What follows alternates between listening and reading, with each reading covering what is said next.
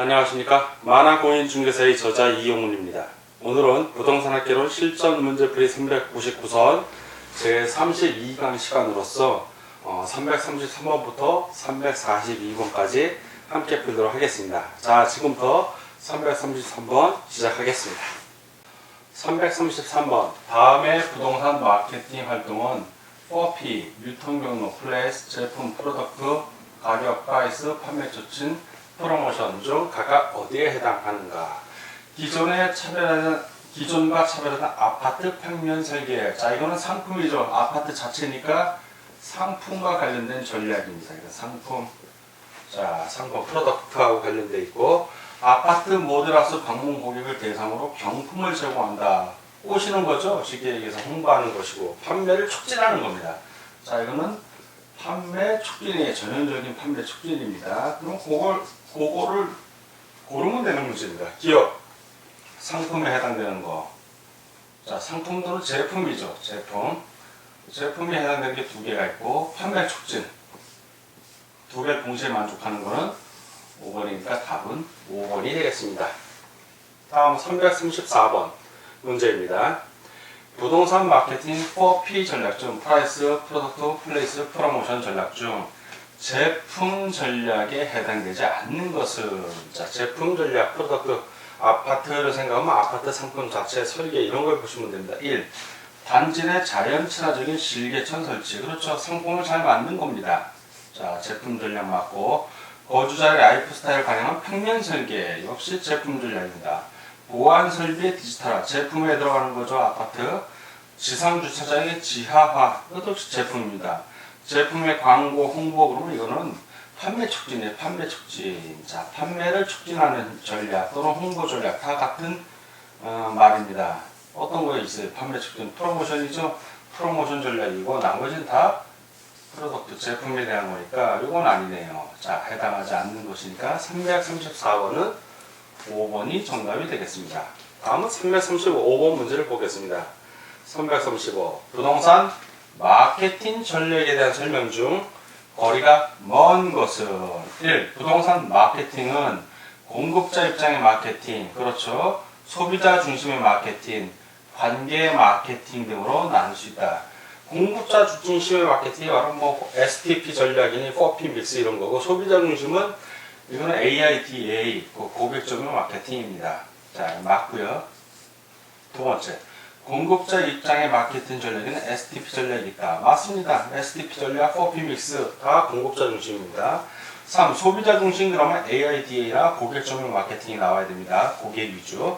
마케팅 전략에는 4P 믹스, 이거는 바로 공급자 위주의 마케팅 전략입니다. 틀렸죠? AIDA가 나와야 되는데 공급자 위주의 마케팅 전략이 나왔고, 4. 고객 적용 마케팅, 그렇죠. 소비자 중심의 마케팅입니다. AIDA 전략이 있다. 맞고요.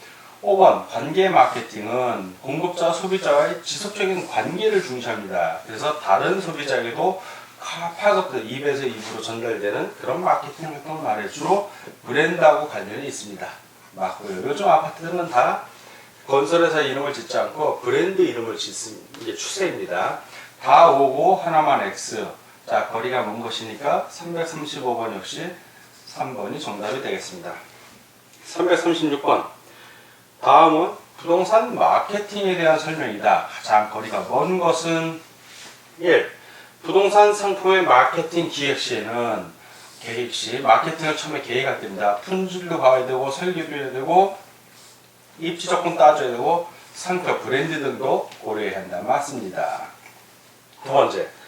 부동산 마케팅은 부동산 자체의 마케팅과 부동산업, 즉 부동산 서비스에 대한 마케팅이라는 의미도 지니고 있다. 맞는 얘기입니다. 자, 3번. 고객 점유 마케팅 전략이란, 자, 고객을 점유하겠다는 마케팅 전략이란 소비자의 구매 의사 결정 과정의 각 단계에서 소비자의 심리적 접점을 마련하고 전달되는 메시지 톤과 강도를 조절하여 마케팅 효과를 극대화하는 것이다. 그렇죠. AIDA가 바로 그 원리에 의해서 만들어진 것입니다. 4. 공급자의 전략 차원으로서 목표 시장을 선점하고, 목표 시장은 타겟이 나와야지. 타겟. 그러면 바로 STP 전략입니다. 틈새 시장. 틈새 시장이니까 시장을 구분한다는 얘기예요. 세그먼트. 시장 세분화.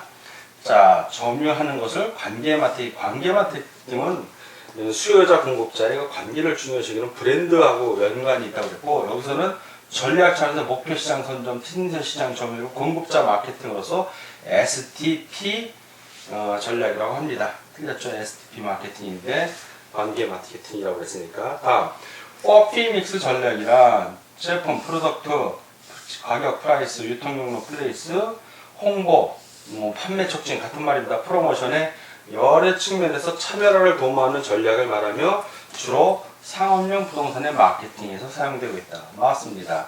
다 오고 하나만 X. 자, 그리고 문제는 가장 거리가 먼 것을 고르는 거니까 336번은 4번이 정답이 되겠습니다. 자, 다음은 337번 문제를 풀도록 하겠습니다. 337번 부동산 마케팅에 대한 설명 중 옳은 것은 1. 마케팅의 STP 전략은 목표시장, 차별화, 시장 세분화 전략의 순서로 전개된다. 틀렸죠? STP니까 S가 먼저 나와야 돼. 이게 세그먼트 시장 세분화. 세분화의 S라고 봐도 됩니다. 그냥 이게 1번이고, T는 타겟, 목표가 2번, P, 포지션이 차별화가 세 번째입니다. 그래서 시장 세분화, 목표시장 차별화 이래야 되는데 순서가 바뀌어 있습니다. 두 번째, 스킬 믹스 전략에는 입지 선정 전략, 상품 전략, 가격 전략, 판촉 전략. 요 네 가지 전략은 4P 전략이죠. 4P를 섞는다는 얘기죠. 믹스는 믹스인데 스킬 믹스는 아니죠. 스킬 믹스는 부동산 경영에서 필요한 겁니다. 경영자 입장에서 골고루 전략을 세워야 된다는 거고, 요거하고는 마케팅하고는 좀 다른 겁니다. 틀렸고요. 세 번째, 마케팅 믹스에서 부동산 기업이 가장 먼저 해야 될 일은, 자, 마케팅을 혼합해서 한다는 얘기고, 가장 먼저 해야 할 일은 상품 계획을 수립하는 게 아니라 해당 상품이 어떻게 팔리지, 유통 경로 같은 걸 먼저 확보를 해야 됩니다. 아니면 토지 같은 거를 확보를 한다든가. 자, 틀렸고요. 네 번째, 상품 계획 시 품질, 설계, 입지 조건, 3대 등을 고려해야 된다. 이거 맞는 얘기고요. 5번, 부동산 마케팅은 부동산 판매 마케팅만을, 만을, 오직 이러면 거의 틀릴 확률이 높죠. 그런 거는. 부동산 판매 마케팅만을 의미하는 건 아니고, 임대 마케팅도 있고, 촉진 마케팅도 있고, 마케팅은 인간에 대한 욕구를 골고루 만족시켜주는 모든 행위를 말하기 때문에 틀린 질문이 됩니다. 다 X가 하나만 O, 옳은 것을 고르는 거니까 337번은 4번이 정답이 되겠습니다. 자, 다음은 338번 문제입니다. 부동산 마케팅 전략에 관한 설명 중 틀린 것은 1. 시장 점유 마케팅은, 자, 시장 점유 마케팅은 공급자 위주입니다. 공급자가 시장을 점유하겠다는 거예요. 자, 그게 머릿속에 들어온 상태에서 이제 읽어봐야죠. 소비자의 구매 의사 결정까지 각 단계에서 이러면 A가 딱 떠올라야 돼요. 그러면 이거는 고객 점유 마케팅 전략, 즉 수요자 중심의 마케팅이라는 겁니다. 틀렸죠? 이게 시장 점유가 아니라 바로 고객을 보겠다는 거예요. 고객의 구매 의사 결정 과정 각 단계에서 소비자의 심리적인 접전을 마련하고 전달하는 메시지의 취지와 감각을 조절하는 전략이다. 그러니까 이거는 바로 고객 점유 마케팅이 됩니다. 틀렸네요. 1위. 2번, 표적 시장 선정 전략은 전략인데 오타가 났습니다. 전략은 표적 시장을 선정하겠다는 거예요. 먼저 세분화된 수요자 집단에서 경쟁 상황과 자신의 능력을 고려하여 가장 자신 있는 수요자 집단을 찾아내는 것을 말한다. 맞습니다. 세 번째, 차별화 전략은 동일한 표적 시장을 갖는 다양한 공급 경쟁자들 사이에서 자신의 상품을 어디에 위치시킬 것인가를 정하는 전략이다. 차별화시키는 거죠. 맞습니다. 네 번째, 홍보 전략은, 프로모션 전략은, 혹은 판매 촉진 전략은 다 같은 말입니다. 번역상의 약간의 뉘앙스 차이입니다. 프로모션 전략은 매체를 통하여 수요자의 관심을 끌기 위한 전략이다. 이것도 맞습니다. 수요자의 관심을 끄는 거. 다섯 번째, 시장 세분화 전략은 수요자 집단을 인구 경제학적 특성에 따라서 세분하고, 인구 경제학적 특성이니까 연령별로 다르고 소득 수준별로 나눈다는 얘기입니다. 그 세분된 시장을 대상으로 상품의 판매 지향점을 분명히 하는 전략이다. 맞습니다. 다 오고 하나만 해서 틀린 걸 고르니까 338번은 1번이 정답이 되겠습니다. 다음은 339번 문제를 보도록 하겠습니다. 339번. 다음 용어에 대한 설명 중 틀린 것은 19의 기출문제였고요. 1. 조건부 평가란 조건부 평가, 조건이 있다는 얘기죠. 부동산의 가격의 증감 요인이 되는 새로운 상황의 발생을 상정하여 그 조건이 성취되는 경우를 전제로 부동산을 평가하는 것을 말한다. 그러니까 조건부 평가입니다. 두 번째, 소고 평가란 과거로 간다는 얘기죠. 과거 어느 시점을 가격 시점으로 하여 부동산 가격을 평가하는 것을 말한다. 역시 맞는 지문입니다. 세 번째, 일괄 평가. 두 개 따로 나눠 있는 걸 하나로 묶는다는 얘기입니다.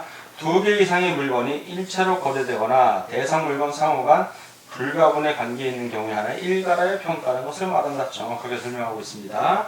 4번, 법정 평가란 법규에서 정한 대로 행하는 평가로서 공공용지 수용시 평가, 과세 평가 등이 있다. 맞습니다. 9번 평가랑 구분해서 평가하는 거예요. 원래는 하나인데 따로 구분한다는 얘기입니다. 가치가 다르다는 얘기예요. 일체로 이용하고 있는 물건의 일부만을 평가, 일부 하나로 이용되는 걸 일부 평가. 이건 부분이에요. 부분. 이때는 부분 평가고 구분 평가하고는 다른 거죠. 구분은 하나인데 따로 필지가 한쪽은 한 필지라 하더라도 한쪽은 상업용지, 한쪽은 주거용지 이러면 따로 평가한다는 얘기고, 자, 일체로 이용돼 두 개 다 주거용지인데 그래서 건물에 부속된 땅이 건물이 있다면 요 땅을 전체 건물이 있는 상황에서 평가하는 게 부분으로 평가하는 거죠. 그러니까 이게 구분 평가가 아니라 부분 평가해야 되는데 구분이라 했으니까 틀렸습니다. X. 자, 지금 문제에서는 틀린 걸 고르는 거니까 339번은 5번이 정답이 되겠습니다. 다음은 340번 문제를 풀도록 하겠습니다. 340번 부동산 가격 및 부동산 시장의 특성에 관한 설명 중 가장 적절하지 않은 것을 구하는 문제입니다. 1. 부동산 가격은 수요와 공급에 의해 결정이 되고 그 가격이 다시 수요와 공급에 영향을 준다. 맞죠? 부동산 가격 결정의 이중성입니다. 맞는 설명이고요. 두 번째, 부동산 가격은 각각의 권리마다 개별적으로 형성된다. 틀렸죠?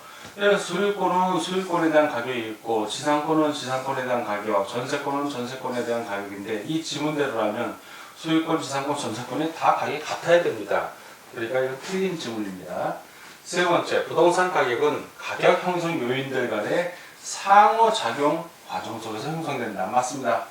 가격 형성 요인들이 상호작용을 합니다. 4. 부동산 시장은 수요와 공급의 조절이 어려워 단기적으로 가격 왜곡 발생 가능성이 높다. 그렇죠. 공급이 많아요. 수요는 줄고. 근데 공급이 줄 수가 없잖아요. 이미 만들어 놓은 부동산 같은 경우.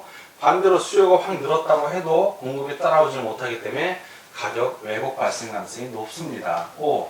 부동산 가격은 불완전 시장에서 형성되고 거래 당사자의 개인적인 동기나 특수한 사정이 개입되기 쉽다. 맞습니다. 금매물 같은 걸 생각하시면 됩니다. 다 오고 하나만 X, 옳지 적절하지 않은 것이니까 340번은 2번이 정답이 되겠습니다. 다음 341번 문제입니다. 341번 최유효 이용에 관한 설명으로 틀린 것은 1. 최유효 이용 분석이란 지역 분석과 개별 분석을 통하여 대상 부동산이 최대의 가치를 창출할 수 있는 용도를 찾아내는 작업이다. 정확하게 설명하고 있고요. 두 번째, 특정 토지의 용도가 인근 지역의 일반적인 용도와는 전혀 다른데도 최유효 이용이 될 수 있는 이유 중에 하나는 부동산의 개별성. 그렇죠. 각각 개별적으로 있기 때문에 그렇습니다. 맞고요. 3번, 중도적 이용이란 가까운 장래에 대상 부동산에 새로운 최유효 이용이 도래할 것으로 예상될 때 그 대기 과정 중에 있는 현재 이용을 말한다. 예를 들어서 어떤 큰 건물이 들어올 걸 대비해서 뭐 주차장으로 쓴다든가 이런 것들이 대표적인 중도적 이용이라고 볼 수 있습니다. 맞습니다. 다음 4번 보겠습니다.